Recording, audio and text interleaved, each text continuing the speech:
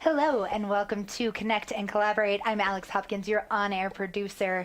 And today and all week long, I'm very excited. We are talking about the legislative session that just ended.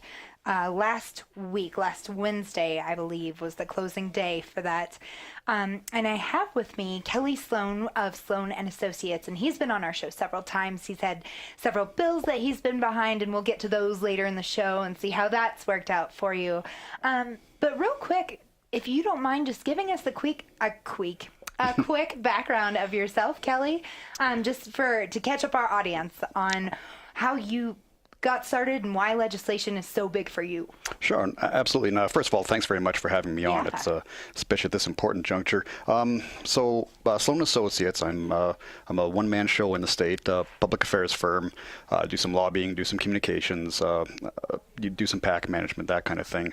I got started up in Canada, where I'm from, working on campaigns there as too many years ago, and then you did some work in journalism and in law enforcement, and I've kind of over the years in the energy sector, and over the years this kind of morphed everything that I've done into what I do now, and it's been a blessing. It's a fantastic line of work to be in. Yeah, absolutely. How'd you end up in Colorado from Canada? Well, I actually transferred down with the energy company I was working with in Alberta. I transferred down to Grand Junction. I was given the choice, actually, between Midland, Texas, Grand Junction, and Rock Springs, Wyoming.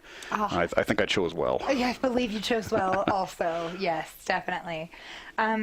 So I'm going to go ahead and let's jump right in. Of course. So legislative session just ended. It ended last Wednesday. That's right. And I think there are a lot of people that are pretty happy, some people pretty unhappy with the way things went.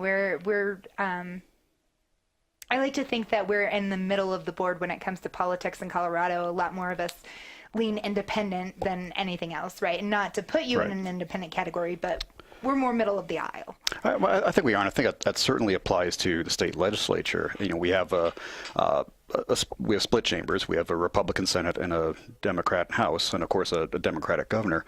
And generally, in terms of governing, I think that's a pretty good place to be in. It keeps bad ideas from either side, or really extreme ideas from either side from going too far. Now, depending on whose ox is being gored, that can be seen as an impediment as well. If you're if you're more of a conservative, as I am, we see that as being that we can't get certain things done, or I guess it would be more accurate to say certain things undone. And of course, if you're a liberal, then of course the Senate is a block that keeps.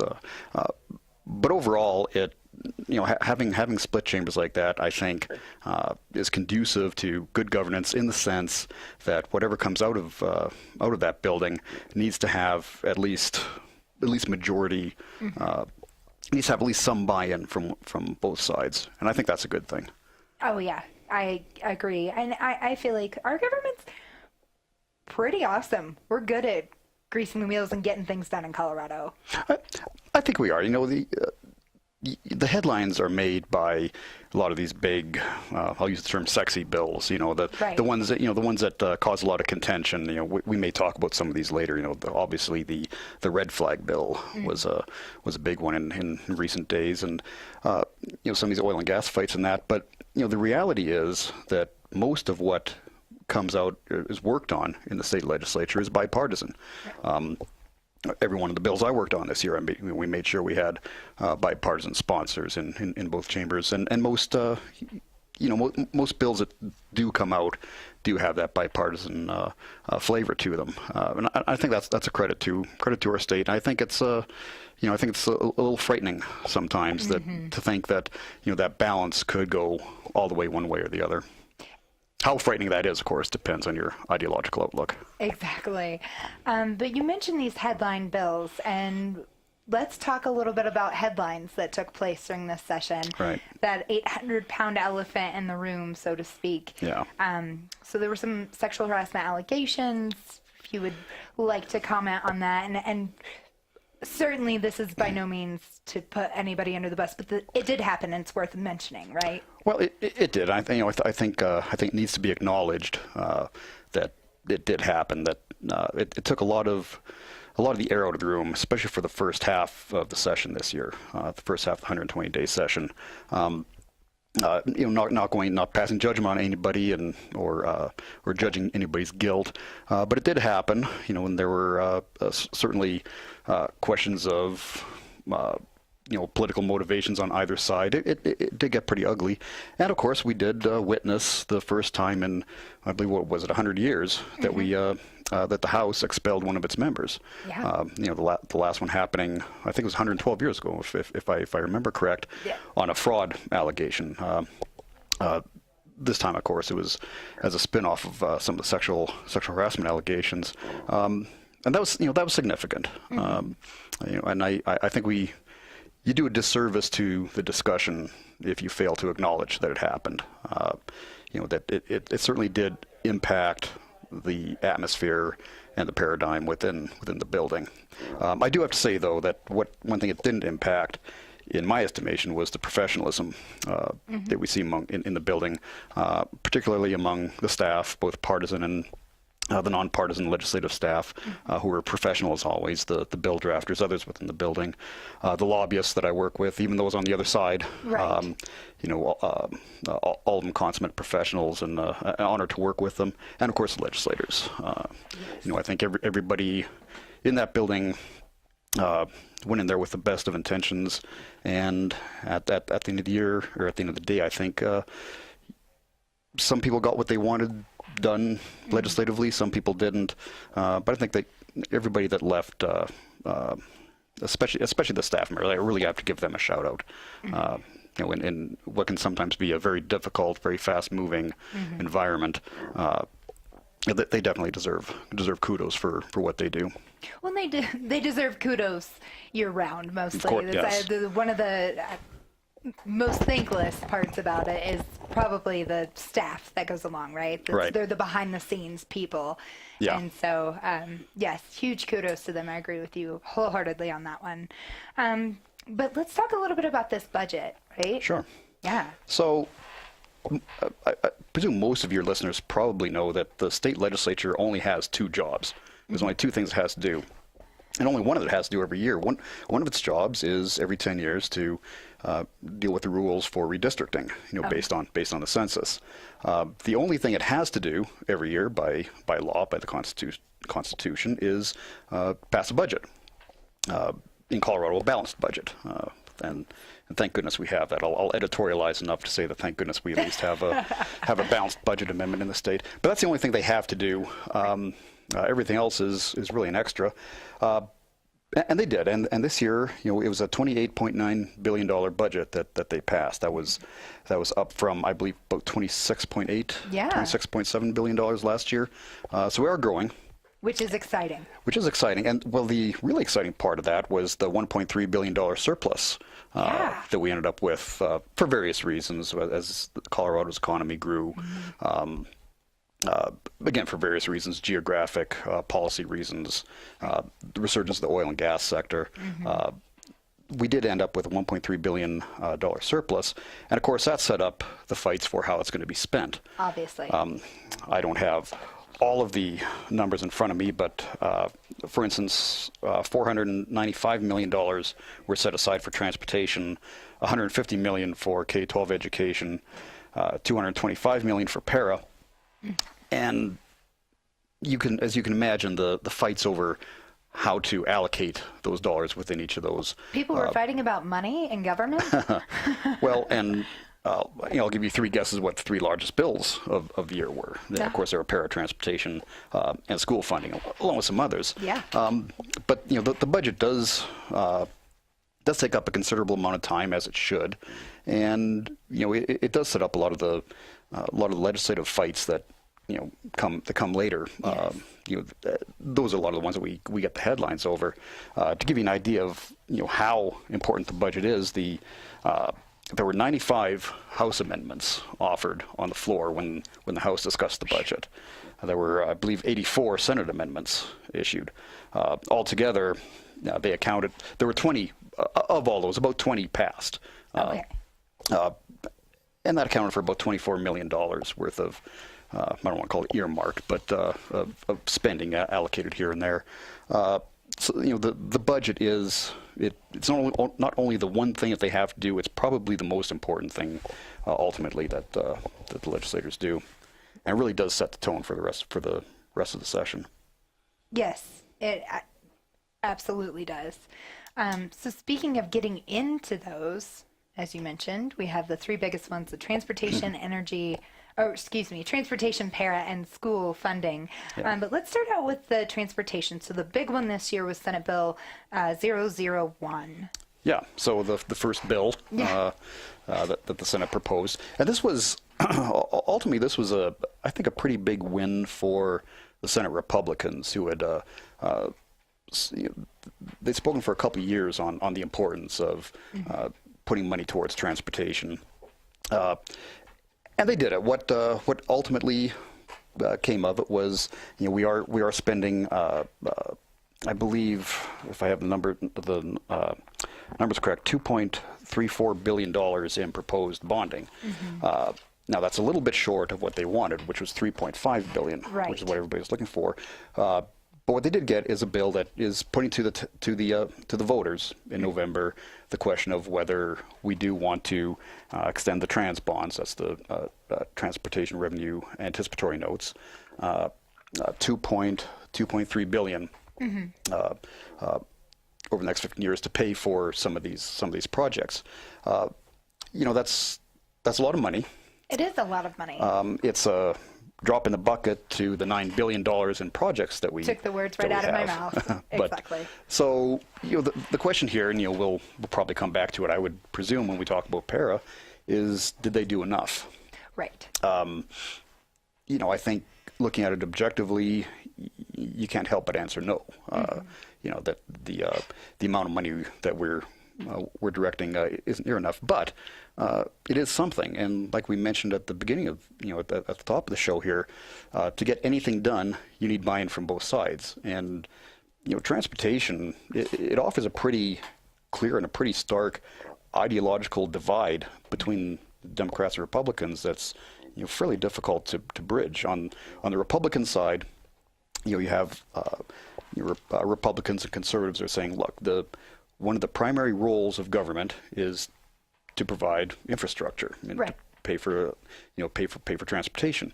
We have the money. We have $130 billion or $1.3 billion surplus. We have the money. It's incumbent on us to spend that and to direct that towards vital transportation projects that the government should be doing. If that means we can't fund certain things that are superfluous to the role of government, then so be it. But let's take care of what we need to first, and without raising taxes. That was a key element. That we have the money. We don't need to raise taxes. Let's do what we can within what we have. On the other side, you have the Democrats who have a faith in the functionality of government, saying, look, we do have this money. We do have the option of going to the voters to ask for a little bit more in order to take care of some of these projects, not just the transportation infrastructure, but look, they say we have issues with the environment, we have issues with congestion. So let's try and use the functionality of government to solve the problem. So let's put more money into bike paths or mass transportation. So you're looking at this from two very different ways of looking at the same problem. Right. That's a very difficult thing to try and come to any middle ground on. So I think it's to their credit that they did get what they did. It can't be easy. And I'll just say, at risk of sounding redundant later, I could say almost exactly the same thing when we come to PERA, but we'll exactly. we can talk about that later. One of the things about this transportation bill, though, we had Kelly Broff of Denver Metro Chamber and Tony Milo of Colorado Contractors Association with this, and they were huge proponents of this Senate bill, right? And one of the things about it is that they were able to make most of the bill itself nonpartisan, right? Right. Transportation in and of itself is a nonpartisan issue, right? That's right. I think everybody agrees that it's the role of government to provide transportation infrastructure. Yes, but one of the unique things about this bill is that they're bringing it back to the voters, right? It's whatever money that you get for the transportation, you can put towards what you want. If out in Grand Junction you need more public transportation than you do actually fixing roads, you can allocate the money for that. And I think that was one of the key parts of the bill. Sure, and I think that kind of plays into this sense, especially in. And I lived in Grand Junction for several years, so Yeah. a lot of the a lot of areas of the state outside the metro area, tend to feel left out of these discussions, and quite frankly, Absolutely. they generally are. Yeah. I know that Mesa County, in consecutive years, was for and then ultimately against bonding measures because the projects important to them weren't included in there. So I think this this does kind of localize it a little bit. Right. I changed the paradigm a little bit. I think Grand Junction would be more interested in, roads and bridges, and perhaps Boulder would be more interested in bike paths and Public transportation. or some kind of Star Trek thing or whatever it is they do up there. They're a little odd up in that part of the country sometimes. But no, they'd be looking for more of that type of extra transportation spending, I suppose you'd put it. So that was good. And I think in terms of for the business community in the state and the business environment in the state, I think it's pretty difficult to overstate how important transportation infrastructure is, especially at the rate we're growing. Yes. Now I think anybody that's stuck on I-25 or I-70 for any period of time and during the commute will, or Colorado Boulevard for that matter, Yes. will be pretty sensitive to to a lot of these discussions. It's interesting to note, talking about traffic in Denver. I was at a roundtable put on by the Denver Economic Development Corporation several months ago, and they did a business survey, and traffic, oddly enough, cut both ways. To many people, the traffic problems were seen as negative. Mm-hmm. To a lot of people coming from places like Chicago or Los Angeles or New York, Yes. Our traffic here is it's pretty mild. It's a plus. They get places faster than they ever imagined. Absolutely. Yeah. Now, before we rest on our laurels, thinking that hey, we're not Los Angeles. Well, we certainly could be if we don't start paying attention to this. And Exactly. The backups that we have on I-70 and I-25 right now are going to be as nothing compared to if we maintain the level of growth that we have been. So I think just acknowledging the problem Mm-hmm. and at least recognizing that we need to devote some resources to it. Right. And the manner in which we came about it, I think that counts as a win. Again, is it enough? Probably not. I would have preferred to see the full $3.5 billion in bonding. I think everyone would have. I think everyone would have.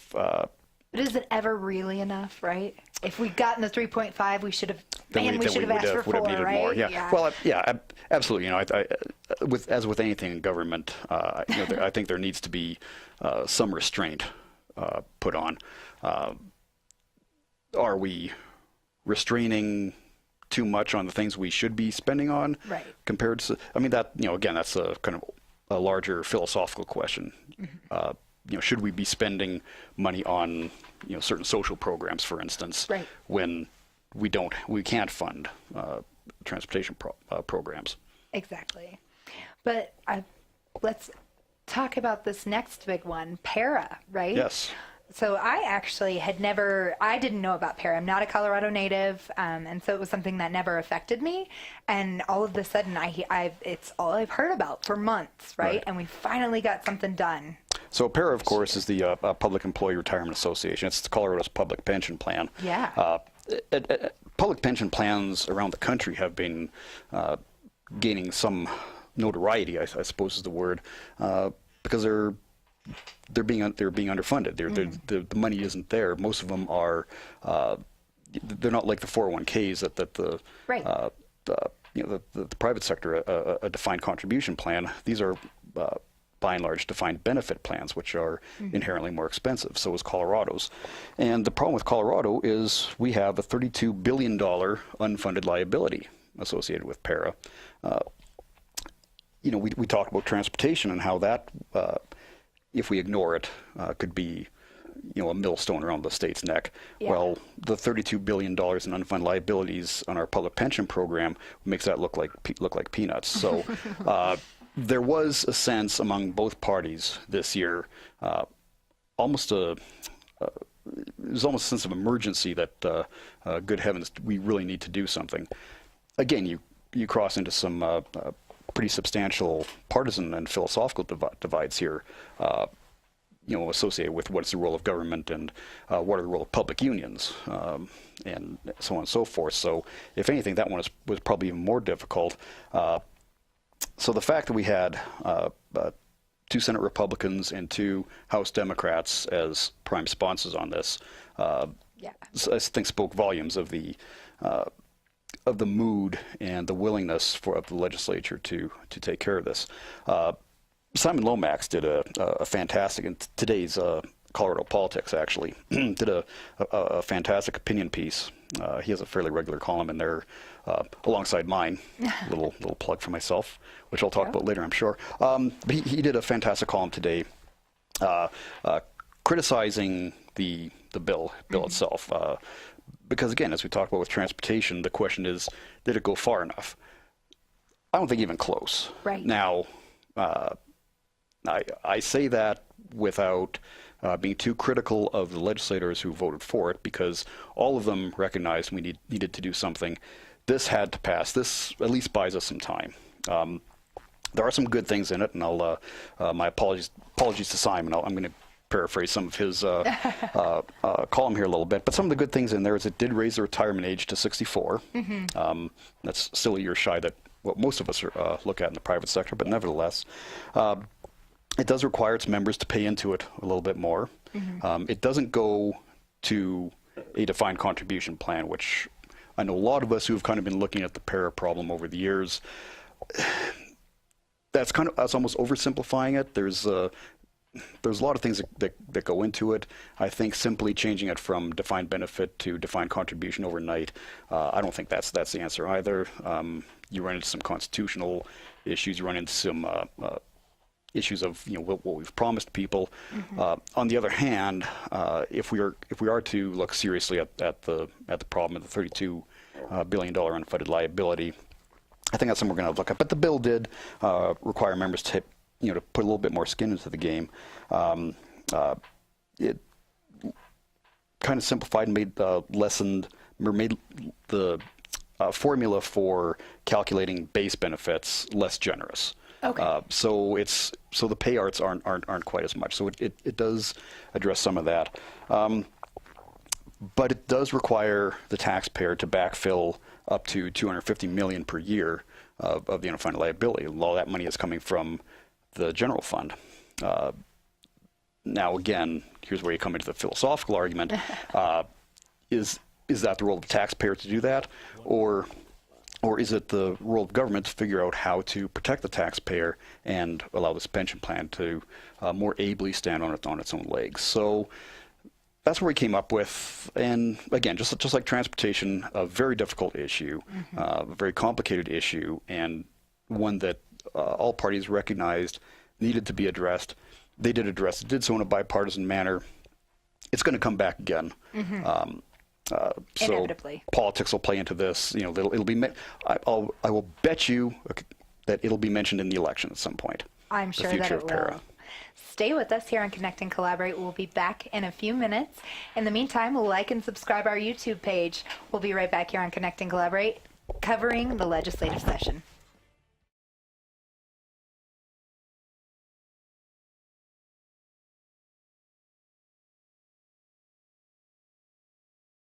Hopkins, your on-air producer.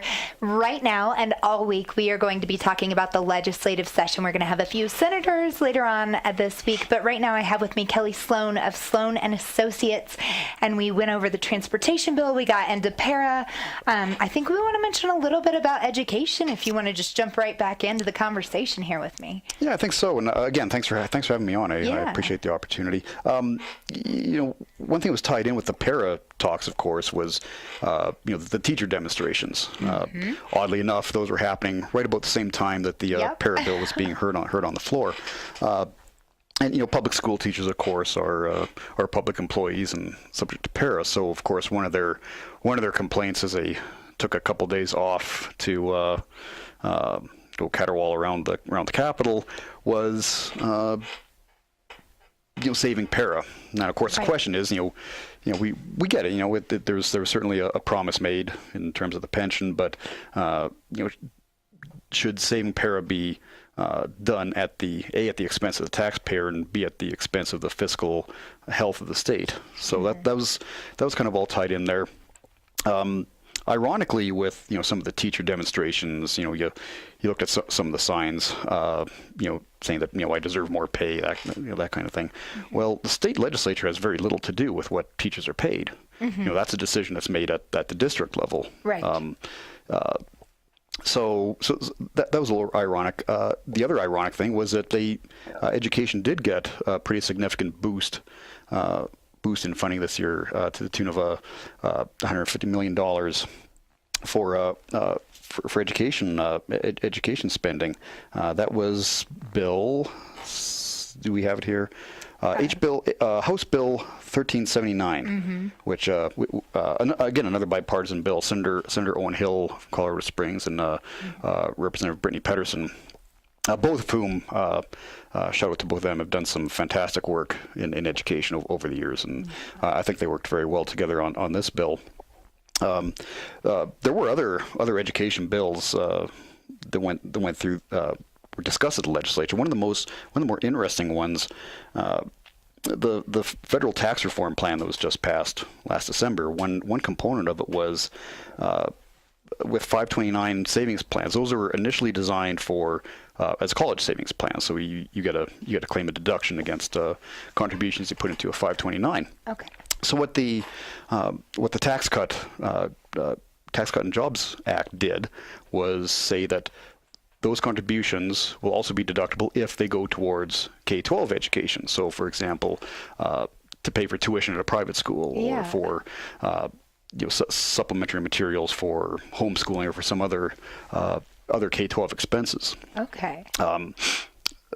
For people that are opposed to education reform, in particular, vouchers or any kind of reform that gives any kind of support to parents of children that want to put them into have other options, want the availability to address other means other than public school system. This is troublesome. So there were two bills. They were numbered right after another. Both came out at about the same time. One was to align the state's tax laws with the new federal law and say just that yes, if you contribute to a 529 for K-12 expenses, you get to deduct that. So right on its heels was another bill that said, no, we can never do that in the state. It was specifically a prohibition against being able to deduct K-12 expenses as a 529. So I thought that was interesting. Of course, both bills failed. Right. One in the House and one in the Senate. But I just thought that kind of interesting, especially in juxtaposed with the fact that this earlier this spring at their state assembly, the Democrats voted overwhelmingly to strip the word Democrats from Democrats for Education Reform. And as I understand it, the executive director of Democrats for Education Reform was booed almost off the stage when she came up. So that tells me that there's they're drawing a pretty clear line in the sand. At least one wing of the Democrat Party. There's a really good column from a few weeks ago by John Harpole in Colorado Politics that addresses this, I thought, quite eloquently. And it was, oddly enough, was countered by the unions a few days later. They did a counter op-ed.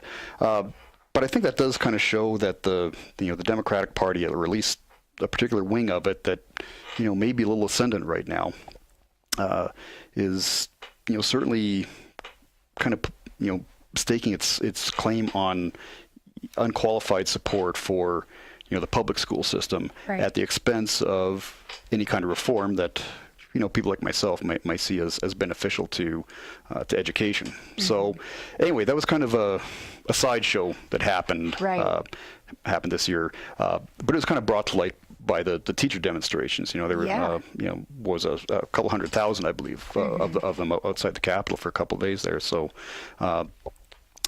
But again, education was another one of these big bills that did get a shot in the arm from some of that surplus. Well, and interestingly enough, in light of those protests that were happening, there was a Senate bill that did fail, Senate Bill 18264. It was the prohibition of teachers striking. Right. Yeah, I have to ask you, is that a violation of your First Amendment rights? Well, it goes to should public employees be unionized anyways, because the question is, they don't. If a public sector employee doesn't have their industry that isn't facing competition. For example, steelwork. If you're part of the steelworkers union, your company faces competition from other steel companies. So there's only so much you can extract from your boss before the company goes under and you're out of a job. Right. Your best efforts to get higher wages or better benefits aside. So the argument against philosophical argument against public sector unions is that their bosses kind of they're kind of writing their own laws. If that makes sense. Yes. You saw this in Wisconsin a couple years ago with the big fights over public sector unions there.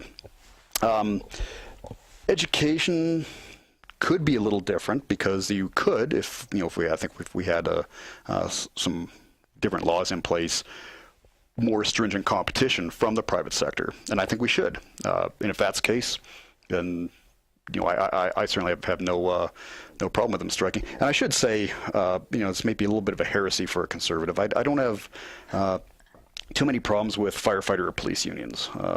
Perhaps that's a little bit of hypocrisy in my case, but if I just happen to feel if you put your very life on the line for your community, that should get you some considerations.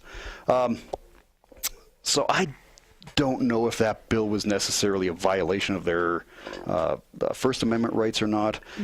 It failed in any case, as would be expected. And quite honestly, I'm not sure if you see a lot of bills like this that are hyper partisan. They're kind of statement bills. You see a lot of them with guns or with abortion or with a lot of these measures. I'm not so sure that was such a well thought out bill that it would actually be brought up if it had a chance of passing. Exactly. So there's always that. You get a lot of these bills that they're probably they sound great from one side or the other. You probably didn't think them all the way through, but you don't really have to, because they're not going to pass. They're there to make a statement. Gotcha. That's part of the process. That's part of the political process to get these out there, to get some attention to the issue. Right. I'm going to take a hard right turn here from education into beer. Okay. Something. Colorado, we're very proud. We have well over 200 breweries, if not close to 300 breweries. And I'm very disappointed you didn't bring any visual aids or physical aids here. It's right after this. We will definitely take care of that for you. Outstanding. But yeah, this was very exciting for us. So it was Senate Bill 243. That's right. So let's dive a little bit into this. Well, first, a little bit of a disclaimer. In my business, I fastidiously try to stay away from liquor politics. They get complicated, and they get kind of brutal. There were a lot of late nights down at the Capitol there dealing with this issue. So really depending how you look at it, what this bill did was either protect small businesses, or it undid some of the protections that small businesses got 2 years ago when they allowed full-strength beer sales in grocery stores and convenience stores. It did put some proximity requirements in there. And as I understand, the problem with that was that, well, so if you're owner of a convenience store and you plan to build in a certain location based on the 2016 law, this law may have undone that. So now your entire business plan is kind of thrown out the window. So, on the other hand, I've also heard that it's the the big retailers, I don't want to mention any, but the big grocery stores, yes, beating up the little guy, the independent liquor stores. I think a lot of that really depends on where you live. Now, if you live where I do in Glendale, probably not so much of a problem.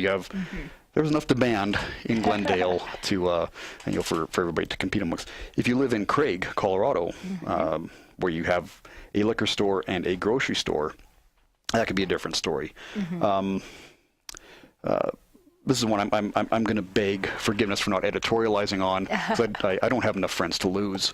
So, but it was liquor politics are. It's huge in this state because, as you mentioned, we do have a lot of craft breweries. We're getting more distilleries in the state as well, and of course, there's that perennial question out there of should grocery stores be able to sell full-strength beer, perhaps wine later on too. That's a question. Exactly. And then there was talk of a ballot measure back in 2016, and the 2016 bill was designed as a compromise to head off that ballot measure. Will we see that again because of this? Who knows? Right.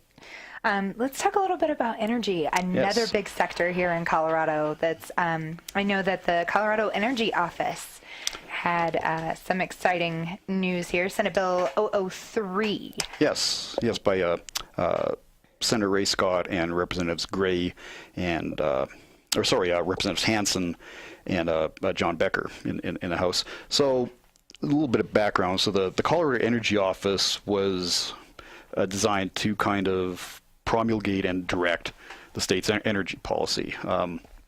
Over the years, critics of the office have noted that its focus was shifted almost entirely onto renewables and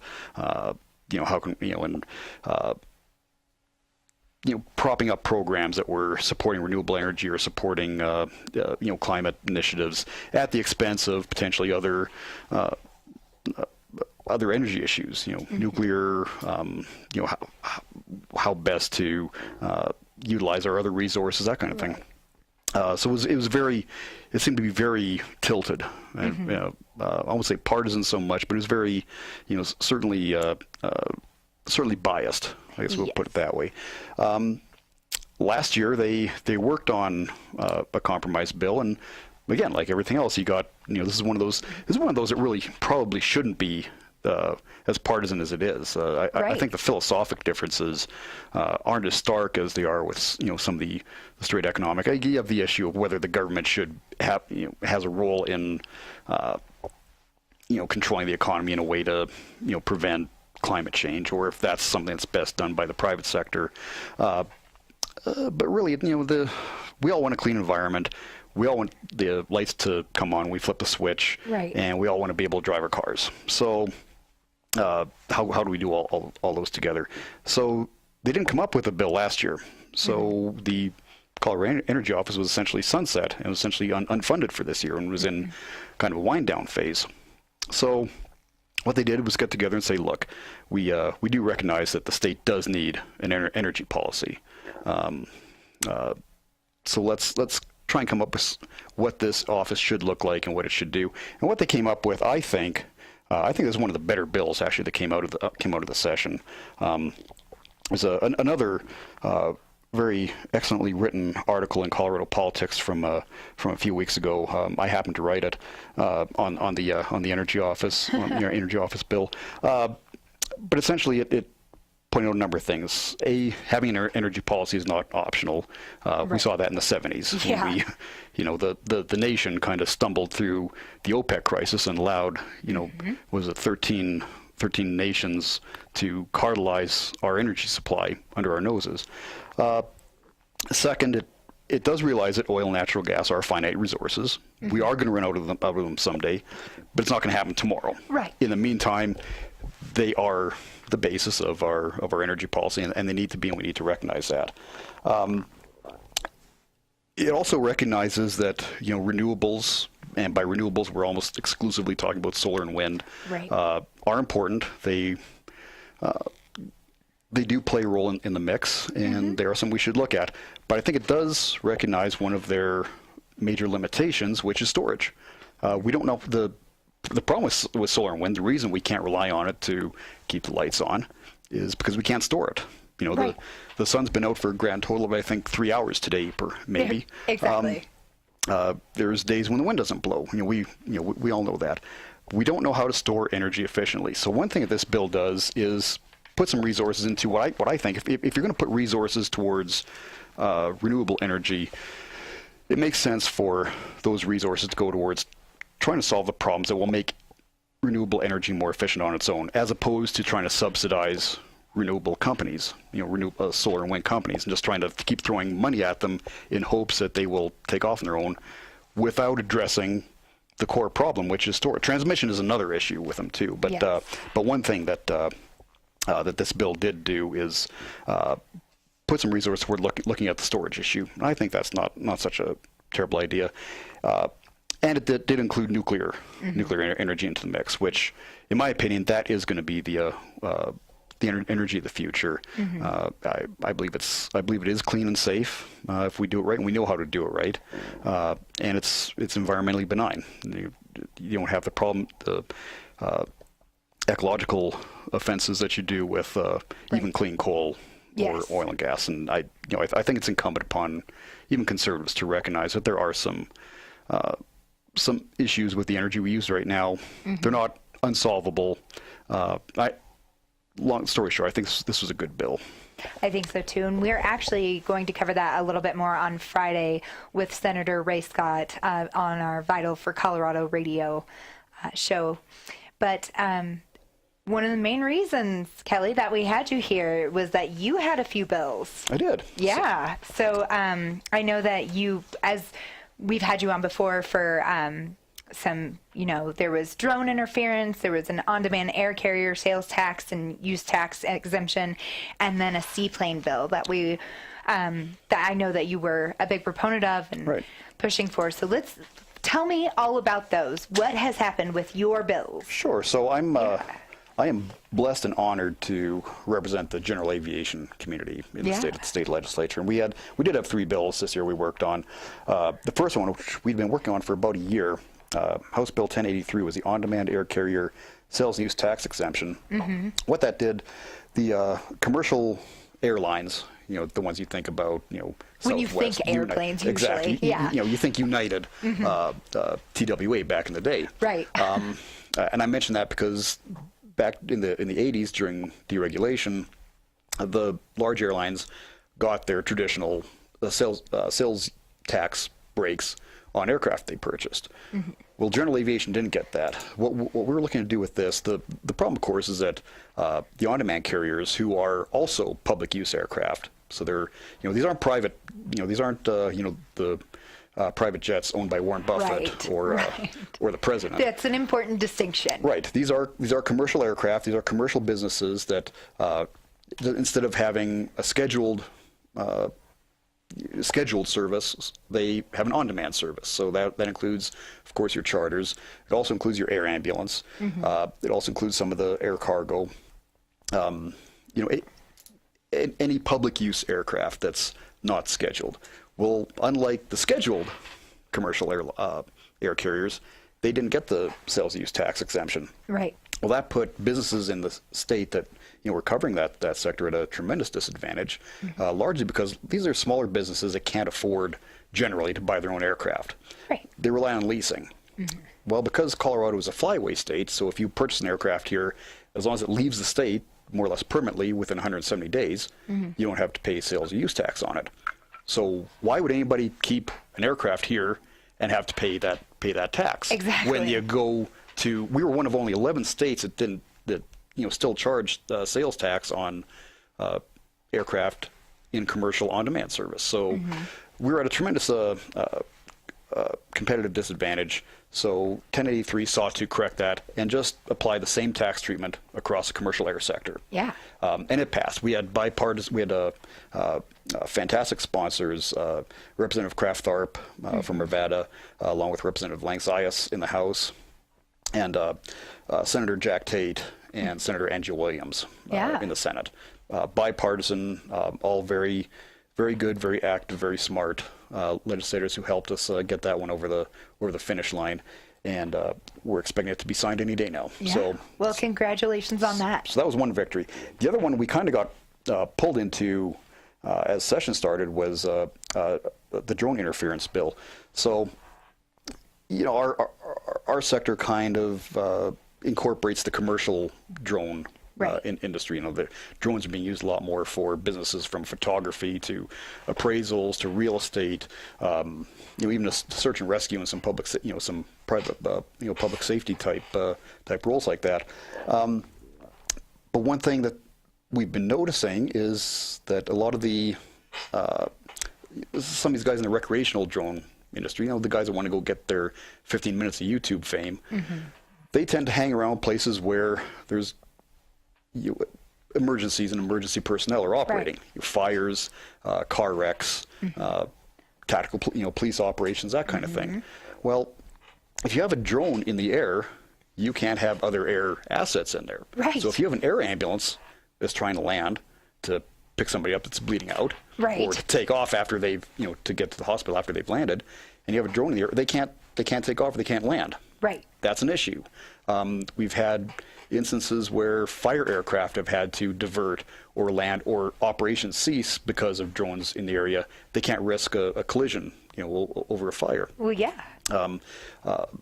Speaking as a former law enforcement officer, if we're in an active shooter situation or a barricaded subject situation, and we're getting ready to enter a building, tactically, and we have a drone up there that's relaying information to a shooter inside, that's an issue as well. So what this bill did, 1314, House Bill 1314, it just incorporated into the existing interference statute. Of course, there's already a statute saying you can't interfere with public safety. Right. That includes drones. So we put that in there that, an obstacle includes a drone. Right. So it did put a little bit of a safe harbor in there. If you coordinate with the incident commander, pay attention. If he says, "Look, we just need you out of the area so we can land a helicopter, or we're having air operations come through here. Can you stay over here?" No problem. You're not going to charge with this. So just be responsible. And then, of course, the seaplane bill. We did finally get a seaplane bill passed through the Senate. Yes. It was a collaborative bill with Department of Natural Resources. We got them to work with us. Unfortunately, we fell a little bit short in the House. It did fail in the House committee again, facing some obstinate opposition from some in the water community. The good news is the Department of Natural Resources is committed to working with us as though the bill had passed. So we're going to be working with them over the summer to, figure out what the aquatic nuisance species program should look like for us, and to do a little bit of a study to see how and if we can incorporate this tremendous asset into some of our state parks. So didn't quite make it on that one, but all in all, it was a pretty good year for general aviation. I was pretty proud to work for him this year. Absolutely. That sounds phenomenal. Thank you so much, Kelly Sloan, for joining me to talk about this legislative session. Oh, thank you very much for having me. Yeah. And tomorrow we are going to have on Senator Chris Holber as well as Senate President Kevin Grantham. So join us tomorrow at 4 o'clock here on Connect and Collaborate, cobrt.com/live. And be sure to like and subscribe our YouTube page. Thank you so much. It's been great having you on, Kelly. Thanks for having me. Bye.